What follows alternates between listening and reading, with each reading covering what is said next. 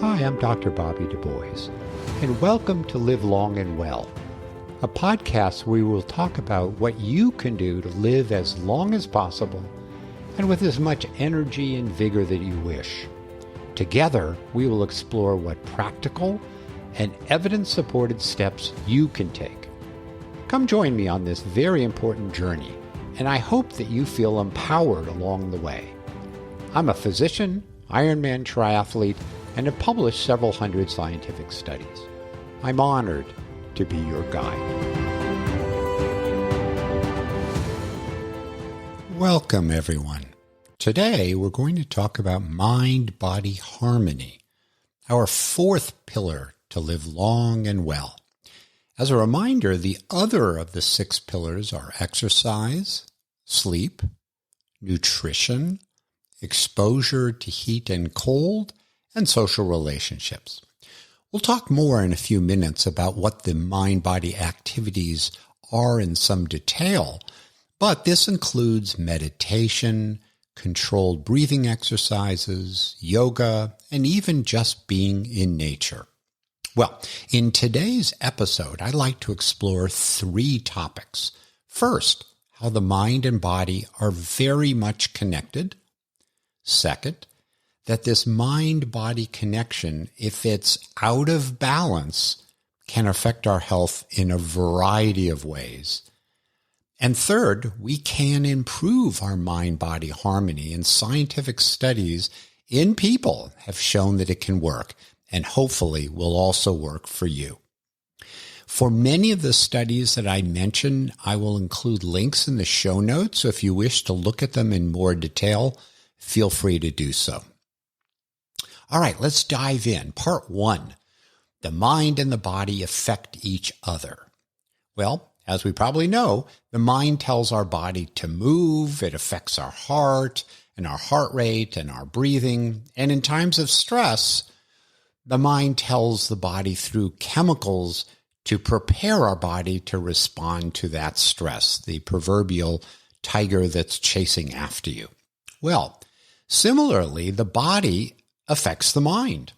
Our body tells the mind when we need to breathe. The body senses pain and tells the brain to do something about it. And the stomach tells the brain when it's full and we don't need to eat anymore. Well, there are many, many ways that the body and brain are connected. For today, I don't want to get lost in the physiology or the biochemistry or the neurobiology. There's sympathetic and parasympathetic nervous systems, and there are many ways that these connections can affect the mind, the body, and the mind. If you want to know more, just look on the web. There's lots of information about kind of the biochemistry behind this. But I'd like to stick with what we know in people and what actually works. Now, it is appropriate to feel stressed when the mind and body tell us we're in danger. As I mentioned, the tiger. Our adrenaline will rise, our cortisol levels rise, and we're ready to combat that stress. The problem is when that stress becomes chronic and it's no longer related to an acute event that will end, that's where the problems may arise. All right, let's move on to part 2, which is that problem when the mind and body connection isn't quite right. And when that happens, our health can suffer. Here's a simple example that we've all experienced.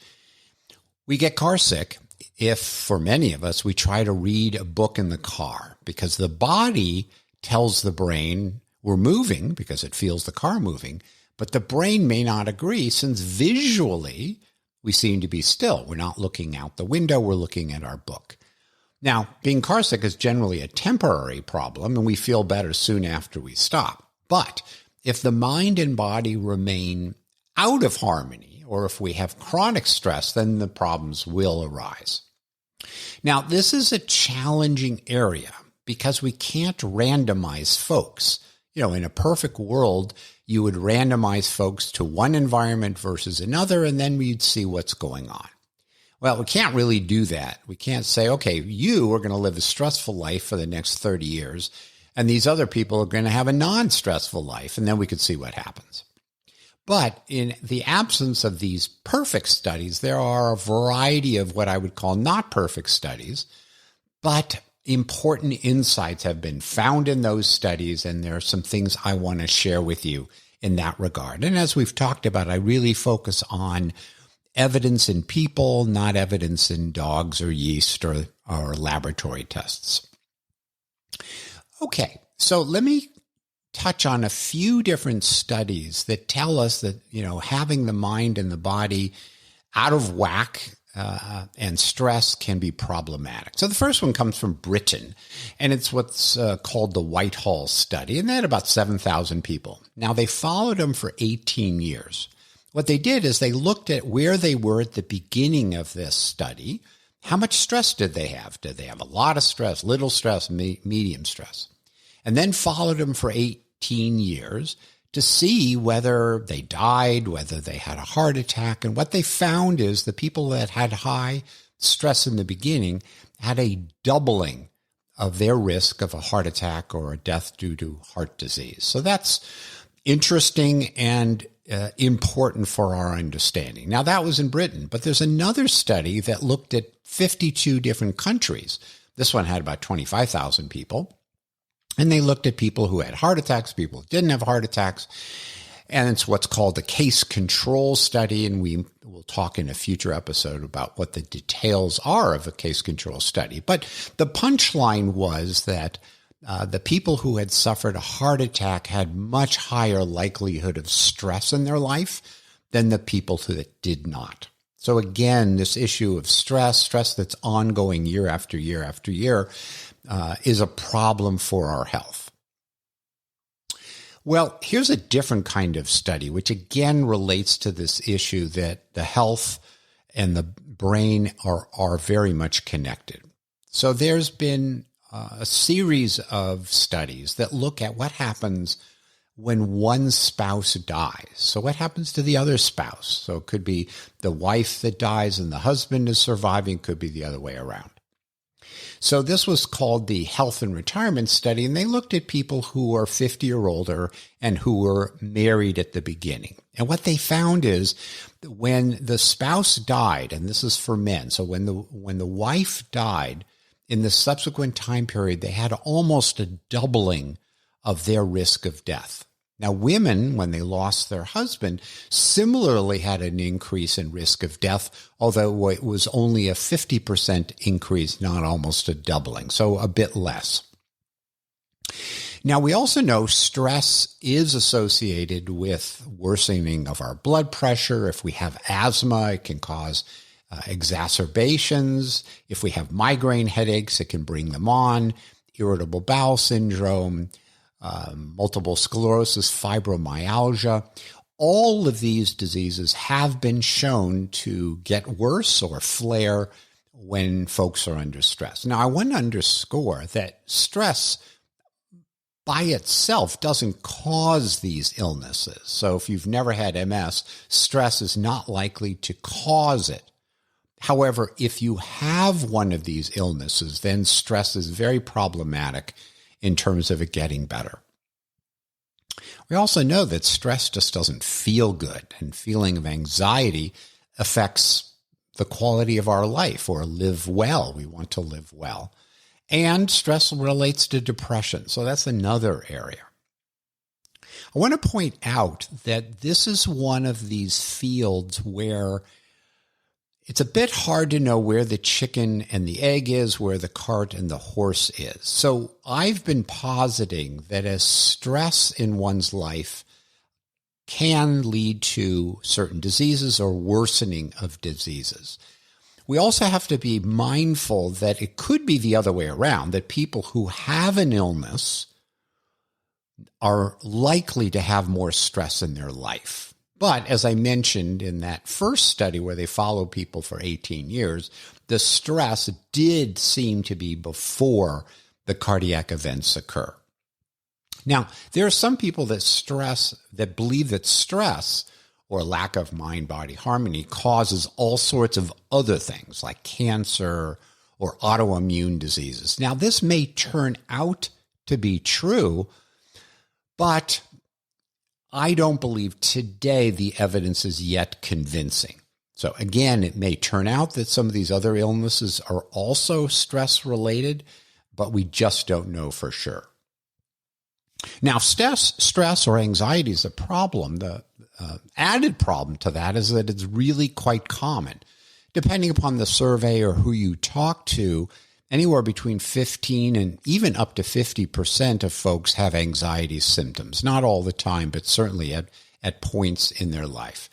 And anxiety is often under-identified because a lot of people are like, well, that's just the way life is, when in fact it may be more than what a typical individual might be feeling. Now, later we're going to talk about how you can tell whether some of the mind-body activities that we're going to discuss may be helping you. So in that, we'll do a baseline assessment of how much anxiety we have. And there are questionnaires out on the web, and I will link to one of these, which is called the Perceived Stress Score questionnaire. And this is a way that you can answer some questions and come up with a score that tells you how much stress is in your life. And then over time, you can see if it gets better or worse, depending upon what you try. Now, the Perceived Stress questionnaire or other questionnaires like this have questions like the following. Are your worries hard to control? We all have worries, but does it eat us up on a daily basis? Is it hard to control? Have we been feeling more irritable or nervous or trouble concentrating of late? Do we have a sense that we have stress at work and at home? Do we have financial stress? Have there been any major life events in the past year, which could be anything from losing a job, divorce, loss of a loved one? So these will be questions you can ask yourself now, and then if you wish to do one of our N of 1 studies a bit later, you can incorporate that as well. All right, so part 1, we talked about how the mind and body are connected, and in part 2, we've just finished up talking about how when that harmony is not right, bad things can happen. So now we're into part 3, which is the good news. The good news is there are activities that we can do to improve our mind-body harmony and improve our health. They can help us to live long and well, which is the theme and the title of this podcast. So what I'd like to do is walk through a few of these. First, I'm going to list what some of them are. Common mind-body activities include meditation, yoga, breath exercises, and even a walk in nature. These are all activities which at their core are doing something. Again, it could be breathing, it could be just sitting, and being aware of what is going on inside of you. So that's really the secret sauce. The secret sauce is pausing and being aware of what's going on inside you, which tends to be a very calming activity. Okay, so let's go through the evidence that these activities can help. Again, I always like to focus on where we have evidence that shows that these techniques, these approaches that you can incorporate in your life have been studied in people and shown to work. And again, I'll include links in the show notes if you wish to look at this in more detail. So I mentioned earlier that even something as simple as walking in nature. Now, you don't have to be barefoot. You don't have to, go to the Rocky Mountains to do this. It can just be a local park. It could be something very, very simple that is easy to incorporate in your life. Well, now the question is, does it work? It sounds like a good idea. It would calm us. We'll look at the birds. We'll look at the trees. How wonderful. And that's all very nice. But do we have any data that suggests it makes a difference? So there was an interesting study where they looked at brain activation. They did brain scans and such. And so they wanted to initiate something that was anxiety laden. So sometimes they gave them a difficult task, which of course could be stressful if you're trying to complete something and it's not easy to do so. They also put pictures of frightening faces in front of people. And they did this, and then, simultaneously they measured the brain activation, more stress, less activation, less stress. And this was located in the amygdala, which is an area of the brain where emotions are often processed. So what they did was they took these folks and divided them into two groups. One group, they said, okay, go for a nice walk in nature and enjoy whatever it is you experience. And others said, well, go for a walk, but it's going to be around the city. Obviously, more noise, more hustle and bustle, having to worry about traffic and being a pedestrian walking around. And they measured the activation in the brain before and after. And what they found is that the folks who walked in nature, that amygdala activation was much less. So it looked like that being in nature calmed them relative to if they had just walked on regular city streets. So an interesting bit of data that kind of gives us an inkling of how some of these mind-body activities could help us. Well, let's turn to probably one of the most commonly talked about, which is meditation. Now, there's many, many types of meditation. The studies I'm going to talk about is mindfulness meditation, which is just being very aware of what's going on in your mind and in your body. Typically, you could sit in a chair, you can sit on a cushion. Often your eyes are closed. This could be for 5 minutes, 10 minutes, an hour, whatever folks wish to do. So there's been a number of studies that folks who meditate show changes in their health. So in one, they summarize what was known from 12 different studies. So it's 12 separate studies.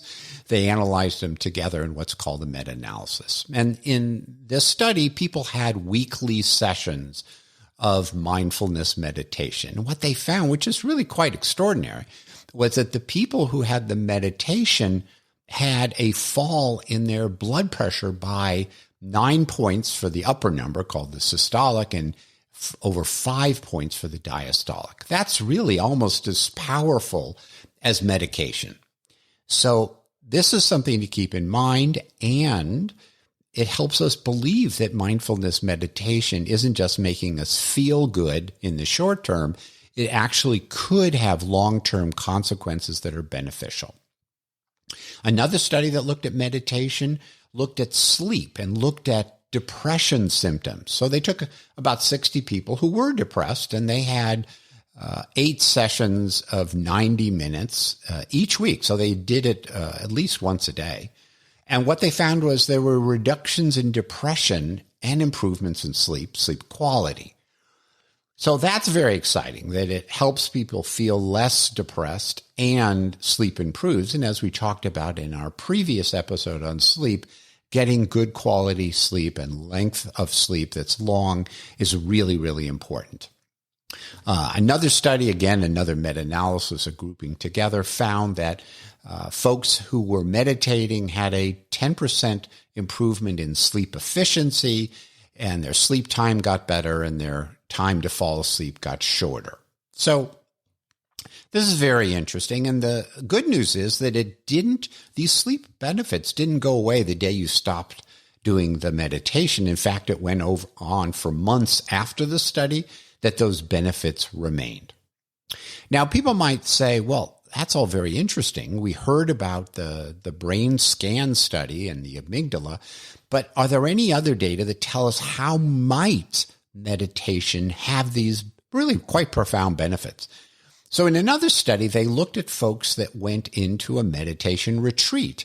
This was a 4-day retreat, so it was pretty involved, but they found substantial drop in their cortisol. And cortisol is one of the hormones that is associated with stress. So a number of studies have been done, again, in the meditation space, showing the strong improvement. Well, the next one I want to talk about is breath work. Now, breath work sounds perhaps complicated, but it can be very, very easy. It can be simple as what is called cyclic sighing, and I'm going to demonstrate that for you. So basically what you're going to do is breathe in through your nose and out through your mouth. And in the accentuated or cyclic sighing, you're going to take 2 breaths in through your nose And then you're going to blow out through your mouth. So it's going to sound something like this.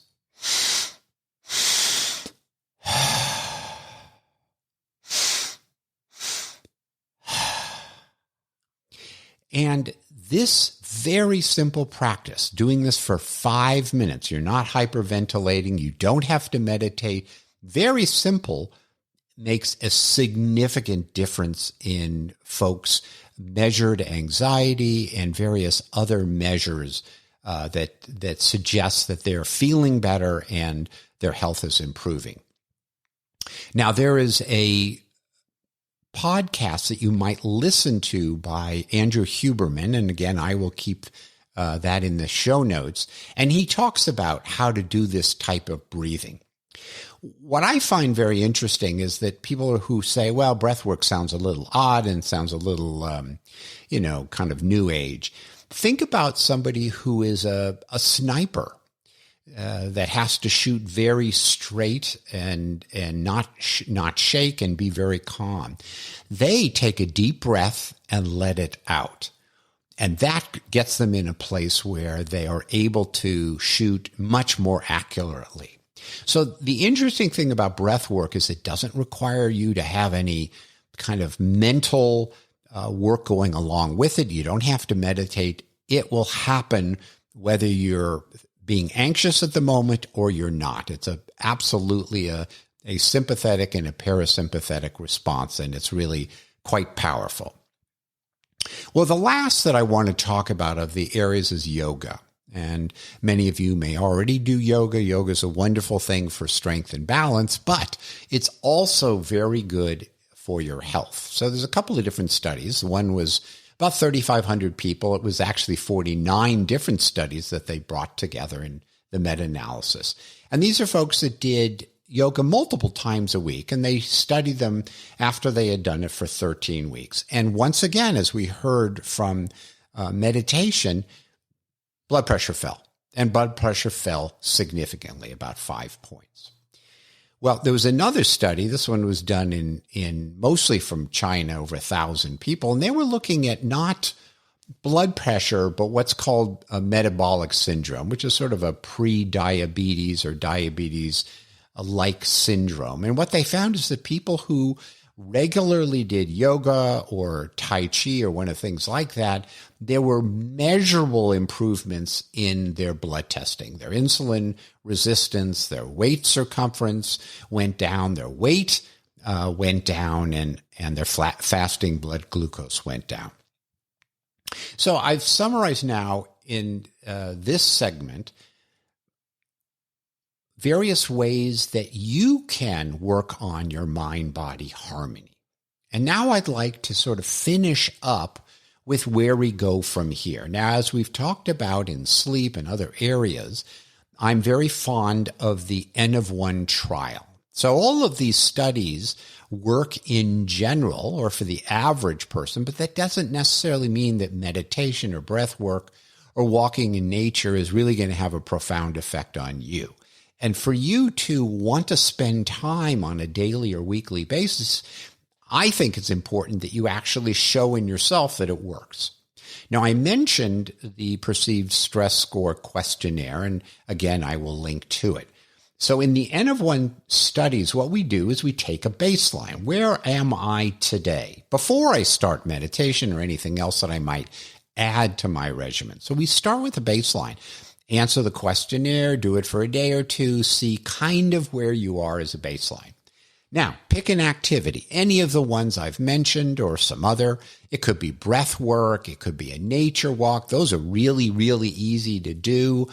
And as I mentioned, I'll have the Andrew Huberman podcast that you can listen to or watch and learn how to do the breath work in a way that he's tested and shown to be very, very beneficial. Okay, so you've made your baseline. Now you're doing whatever new activity you think might help you. And then you're going to come back in a couple of weeks and see if it made a difference. So the good news is it won't take you 10 years to know whether this works. You'll know in a couple of weeks. You'll redo your stress score. You'll look at your blood pressure if that's one of the things you were hoping to work on. And you'll see if it got better or if it didn't get better. And if it got better, then that's really wonderful motivation for you to continue. So as I mentioned, stress is very common in our lives, and chronic stress is the one we want to avoid. But the good news is there are many things you can try and test in yourself to see if they will help you to live long and well. Now, next time, we're on to the next pillar, which is exposure to heat and cold, or sauna and cold plunge. I hope you'll join me for that next episode. Thanks so much for listening to Live Long and Well with Dr. Bobby. If you want to continue this journey or want to receive my newsletter on practical and scientific ways to improve your health and longevity, please visit me at drbobbylivelongandwell.com. That's Dr. Bobby livelongandwell.com.